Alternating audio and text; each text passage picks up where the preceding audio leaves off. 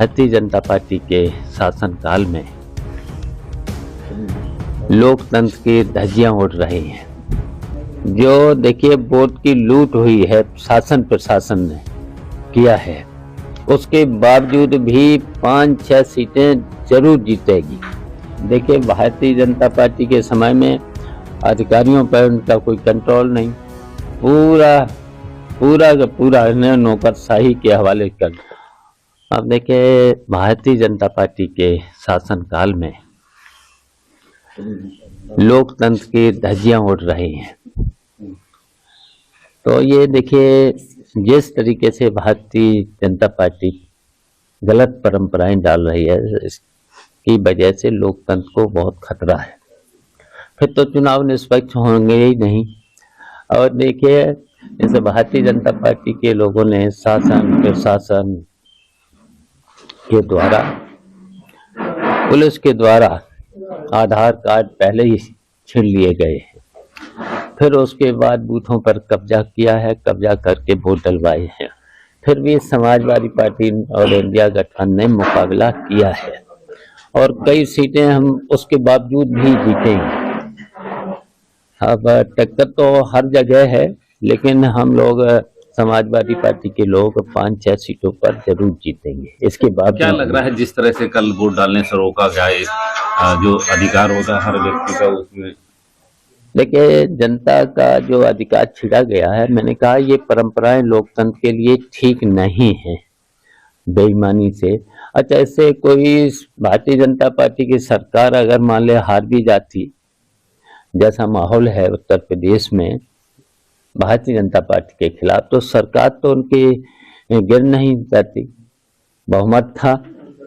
फिर भी उन्हें देखना चाहिए था, अंजवाना चाहिए था कि जनता तो उनके लिए अच्छा ही था जब भी चुनाव आने के लिए।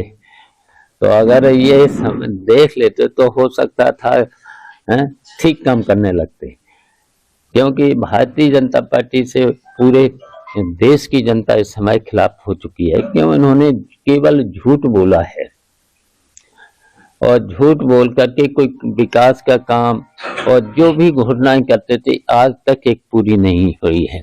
आप देख रहे हो कि 8 साल उत्तर प्रदेश की सरकार को हो गया है, सड़कों के गड्ढे नहीं भरे गए। और हम लोगों के समय की सड़कें थी, आज भी उस पर गड्ढे नहीं है। देख ले नैनीताल रोड, ये हमारे समय में बनी थी, मैं नहीं बनवाई थी। कल की जो परिस्थितियां आप बता रहे हैं, क्या तो फिर उसके बाद क्या सपा लूज कर रही है 9 सीटों पर?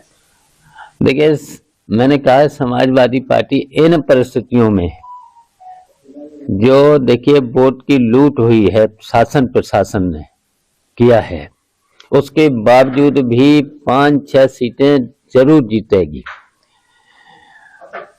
और टक्कर तो सभी 9 सीटों पर है, कुछ सीटों पर हार सकते हैं, लेकिन हम 5-6 सीटों पर इसके बावजूद भी जब लूट हुई है प्रशासन ने, पुलिस ने, जैसे भी बिलासपुर मोग बीडीसी और कोटा डीलर से लेकर के जिस तरीके का शासन का दबाव था प्रशासन पर, तो देखिए अब जब एसएसपी वोट मांगने लगेगा, जिलाधिकारी निर्देश देगा, तो फिर लोकतंत्र बचा कहाँ? क्या ऐसे तब तानाशाही है। क्या ऐसे अधिकारियों की लिस्ट भी बनाई जा रही है? हाँ बिल्कुल, सूची बनेगी, ऐसे अधिकारियों की सूची बनेगी। ऐसे बेईमानी उनको नहीं। देखिए वो लोग संविधान की कसम खाते हैं, निष्पक्ष रह के काम करेंगे, तो वो तो देखिए संविधान की अवहेलना है। बाबा साहब ने जो संविधान बना के दिया है लोकतंत्र में, लोकतंत्र की मजबूती के लिए निष्पक्ष, तो अगर निष्पक्ष नहीं रहते हैं अधिकारी लोग, तो उनके खिलाफ फिर तो आयोग को भी कार्रवाई करना चाहिए। आयोग नहीं करता है तो फिर देखिए फिर न्यायपालिका है, न्यायपालिका भी अगर न्याय नहीं दे पाती है, फिर तो जनता ही न्याय देगी। उसमें आने जब समय आता है तो जनता फिर फैसला कर देगी। तो क्या जब आपकी कभी सरकार आपकी देखिए फैसला तो अभी 2027 में हो जाएगा, 2027 में फैसला हो जाएगा। समाजवादी पार्टी उत्तर प्रदेश से भारतीय जनता पार्टी को हरा के भेजेगी।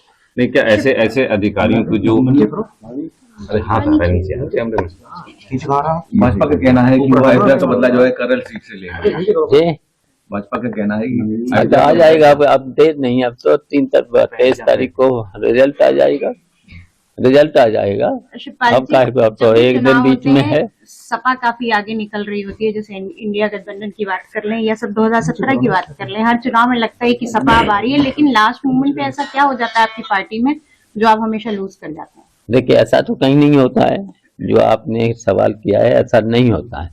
हम लोगों ने देखिए घोसी का चुनाव जीता था, हमने मैनपुरी का जीता था चुनाव,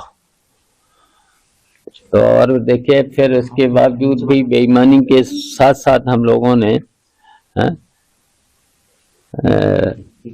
2022 का चुनाव तब भी जीता था। तो ऐसा तो नहीं है, लेकिन अब की बार इन्होंने देखिए झूठ बोल बोल करके जनता को गुमराह किया था। अब इनकी पोल खुल चुकी है, महंगाई, बेरोजगारी, भ्रष्टाचार रोक नहीं पा रहे खुलेआम। और देखिए भारतीय जनता पार्टी के समय में अधिकारियों पर उनका कोई कंट्रोल नहीं, पूरा पूरा का पूरा इन्हें नौकरशाही के हवाले कर दिया है। किसी भी कार्यालय में, तहसीलों से लेकर के थानों से लेकर के कोई सरकारी कार्यालय में खुलेआम रिश्वत चल रही है। और शायद भारतीय जनता पार्टी का जो बोल रहे हैं, कोई भी मंत्री ईमानदार नहीं है। अच्छा, गोरखपुर में आज भी वैकेंसी निकाली है संविदा पर, एक तहसीलदार और नायब तहसीलदार की। क्या समान है सरकार की, क्या अच्छा बताइए, जो इन्होंने वादा किया था 2000 करोड़ लोगों को हर वर्ष नौकरी का, और अब नौकरी कौन सी दे रहे हैं? आउटसोर्सिंग। आउटसोर्सिंग में 12,000 की वादे मिलता है उसको 8,000, 7,500, और 1 लाख रुपया पहले ही रिश्वत का ले लेते हैं। पहले ही बताओ ये नौकरी हुई? आज 8,000, 8,500 में क्या परिवार किसी का चलेगा?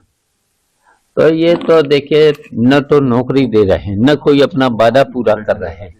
तो देखिए ऐसी सरकार को अब जनता बर्दाश्त नहीं करेगी। धन्यवाद। करेल में जो हत्या हुई है उसको लेकर बीजेपी सरकार लगातार निशाना साध रही है, तो उसने दोषी को वोट देने को मना कर दिया, उसके बाद सपाइयों ने उसकी हत्या। अच्छा उसका पता लगा लीजिए, आप भी पता लगा लीजिए, हैं?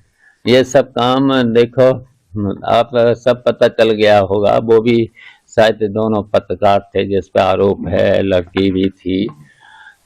तो वो जो चल रहा है प्रेम संबंध, इनमें जब आता है कुछ, तब ऐसे मेरी समझ में मुझे तो सूचना ये है। क्या सरकार की मंशा यही थी चुनाव को माहौल खराब करने के लिए इस तरह की चीजें लेकर आए? अब कहीं न कहीं अब सब सामने आ जाएगा, अभी क्या बता दूंगा, हम तो यहाँ पर हूँ। सपा का आरोप है कि समाजवादी पार्टी के वोटरों को पोलिंग बूथ तक पहुंचने नहीं दिया गया। बीजेपी का उसके बाद आरोप है। फिर कैसे आप 4 से 5 सीट पालेंगे जब आपके वोटर ही वहां नहीं पहुंच पाया पोलिंग बूथ पे? तो मुकाबला किया है, जनता ही मुकाबला करती है, और किया है मुकाबला, और फिर आगे और मुकाबला होगा भारतीय जनता पार्टी से। सर 27 के चुनाव की पूरी क्या तैयारी है पूरी? अब तैयारियां हो जाएंगी, अब तैयारियां हो जाएंगी, अब सवाल बहुत हो